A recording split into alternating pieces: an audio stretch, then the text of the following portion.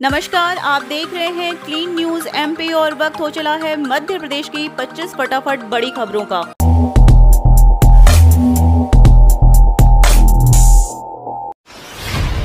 Corona से सरकारी कर्मचारियों की हुई मौत तो परिजनों को अनुकंपा नियुक्ति देगी शिवराज सरकार।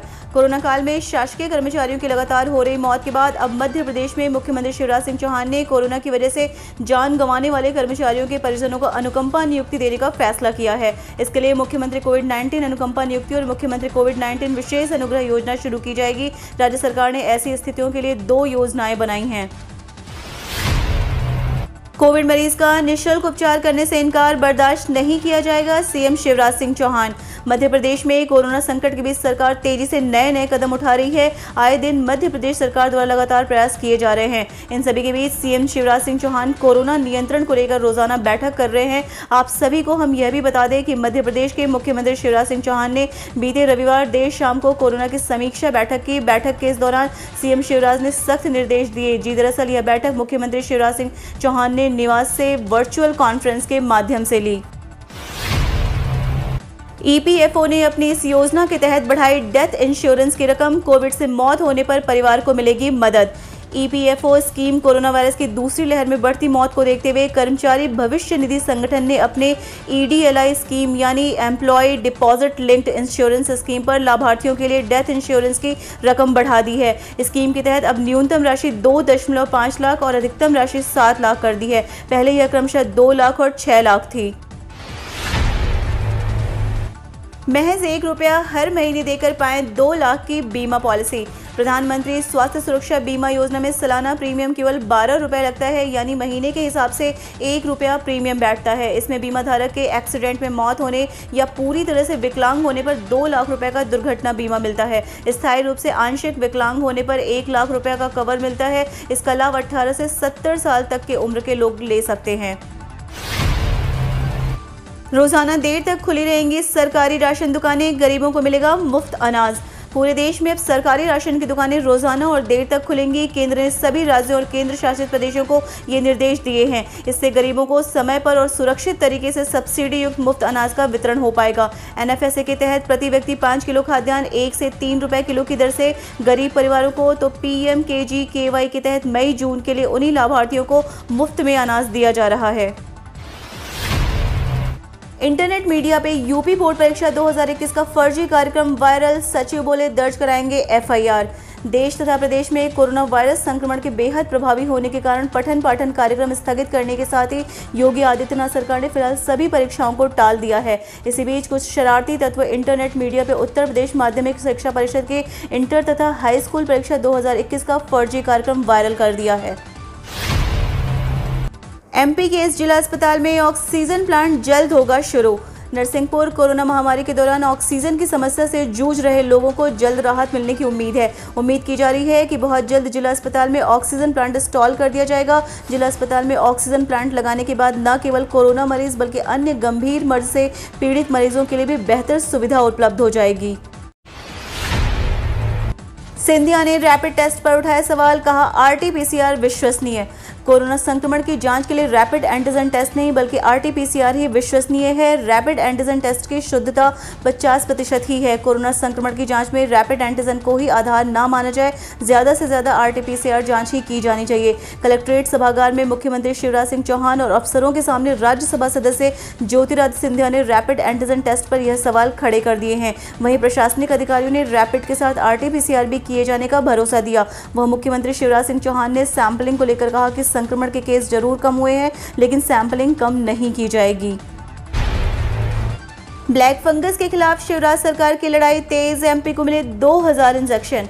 कोरोना वायरस के बाद ब्लैक फंगस का कोहराम भी शुरू हो गया है, लेकिन अच्छी खबर यह है कि मध्य प्रदेश को आज ब्लैक फंगस के इलाज के लिए उपयोगी एंटीवायरल इंजेक्शन मिल गए हैं। शिवराज सरकार की कोशिशों के बाद सन फार्मा से 2000 इंजेक्शन प्रदेश को मिले हैं। इन इंजेक्शन को लेकर सरकार का स्टेट प्लेन गुजरात से ग्वालियर पहुंचा है, जबकि ग्वालियर में 300 इंजेक्शन की आपूर्ति की गई है। इसके अलावा दूसरे जिलों में सड़क मार्ग के जरिए इंजेक्शन की आपूर्ति हो रही है।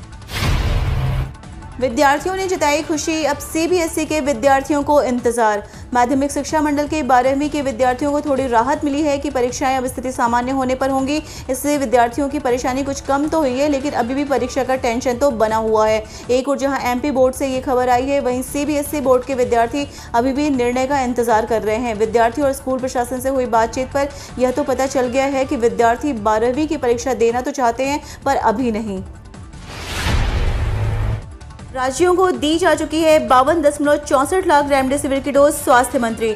कोरोना वायरस को लेकर आज मंत्रियों के समूह की बैठक हुई है, जहां केंद्रीय स्वास्थ्य मंत्री डॉक्टर हर्षवर्धन ने बताया कि पिछले 24 घंटे में कोरोना के नए मामलों और ठीक होने वाले मामलों में अंतर लगभग 1 लाख है। इस दौरान उन्होंने बताया कि भारत सरकार की तरफ से राज्यों को 52.64 लाख रेमडेसिविर की और शीशी और 45.66 lakh ventilator, 176.91 lakh PPE kit और 422.79 लाख N95 मास्क दिए जा चुके हैं।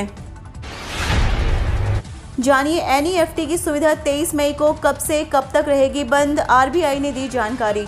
अगर आप 23 मई को ऑनलाइन फंड ट्रांसफर करने की योजना बना रहे हैं तो एक बार यह रिपोर्ट जरूर पढ़ लीजिए। दरअसल भारतीय रिजर्व बैंक ने एनईएफटी लेकर एक सूचना जारी की है। आरबीआई के सूचना के मुताबिक एनईएफटी की सेवा 23 मई 2021 को रात 12:01 से दोपहर 2 बजे तक बंद रहेगी। आरबीआई का कहना है कि एनईएफटी की सुविधा की क्षमता और प्रदर्शन में बढ़ोतरी करने के उद्देश्य के लिए उस दिन कुछ देर के लिए एनईएफटी सेवा को बंद रखा जाएगा। आउटसोर्स कंपनियां बदली तो हजारों बिजली कर्मियों को समय पर नहीं मिल रहा वेतन। आउटसोर्स कंपनियां बदली तो भोपाल के 1000 से अधिक ठेका बिजली कर्मियों को समय पर वेतन नहीं मिल रहा है। यही हाल प्रदेश भर के अन्य जिलों में काम करने वाले बिजली कर्मियों का है। ये ऐसे बिजली कर्मी हैं जो जान जोखिम में डालकर 24 घंटे बिजली सप्लाई देने में जुटे हैं। इन्हें समय पर वेतन की सबसे अधिक ज़रूरत है, क्योंकि अभी किसी न किसी के घर में परिवार के सदस्य कोरोना संक्रमण से जूझ रहे हैं। उनके इलाज के लिए रुपयों की सख्त ज़रूरत है, लेकिन वेतन नहीं मिलने की वजह से दिक्कतें हो रही हैं। इन बिजली कर्मियों ने महीने की 7 तारीख तक वेतन भुगतान की मांग की है। एमपी में चक्रवाती तूफान तौकते दिखा सकता है तांडव। ऑरेंज और येलो अलर्ट जारी। चक्रवाती तौकते तूफान मध्य प्रदेश में अपना प्रकोप दिखा सकता है। इस खतरे को देखते हुए मौसम विभाग ने अलर्ट जारी कर दिया है। विभाग के मुताबिक अगले 24 घंटे के दौरान प्रदेश के कई शहरों में भारी बारिश के साथ बिजली गिरने की संभावना है। इसके लिए मौसम विभाग ने ऑरेंज और येलो अलर्ट जारी किया है।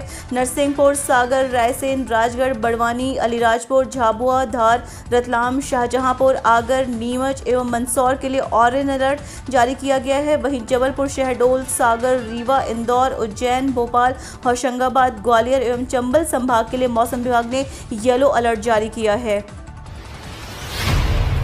मुफ्त में इस्तेमाल नहीं कर पाएंगे ट्विटर, इस सर्विस के लिए देना होगा पैसा। वैसे तो ट्विटर का इस्तेमाल फ्री में किया जाता है, लेकिन ट्विटर ब्लू का इस्तेमाल करने के लिए आपको पैसा चुकाना पड़ सकता है। एक रिपोर्ट के अनुसार ट्विटर जल्द अपनी नई सर्विस ट्विटर ब्लू लॉन्च करेगा। इसके लिए $2.99 यानी 200 रुपये चुकाने होंगे। हालांकि पहले इसे अमेरिका में लॉन्च किया जाएगा। इसमें ट्वीट को एडिट किया जा सकता है। इसके लिए यूजर्स को ट्वीट करने के बाद 5 से 30 सेकेंड का समय मिलेगा। लघु उद्योगों ने प्रमुख सचिव से कहा, बिजली के फिक्स चार्ज और लीज रेट में मिलेंगे छूट। एमएसएमई के प्रमुख सचिव विवेक पोरवाल ने लघु उद्योगों के संचालकों के साथ बैठक की। वीडियो कॉन्फ्रेंसिंग से हुई बैठक में उद्योग संगठनों के पदाधिकारियों ने राहत मांगी। लघु उद्योग भारती के प्रदेश के अध्यक्ष महेश गुप्त के अनुसार, हमने प्रमुख सचिव का ध्यान आकृष्ट किया है कि मध्य प्रदेश विद्युत मंडल द्वारा उद्यमी बंदियों से जो फिक्स चार्ज लिया जा रहा है उसे तुरंत प्रभाव से समाप्त करना चाहिए। उद्योग द्वारा जितनी यूनिट विद्युत का उपयोग किया गया है उसी का बिजली बिल लिया जाए। मोदी जैसे ही गड़बड़, पीएम केयर फंड से मिले वेंटिलेटर। राहुल गांधी।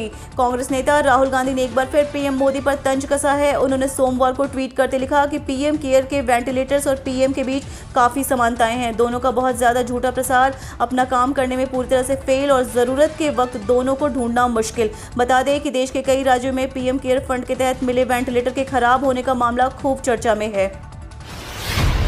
सीएम के बयान का असर, मध्य प्रदेश के विभिन्न जिलों में बढ़ाया गया कोरोना कर्फ्यू।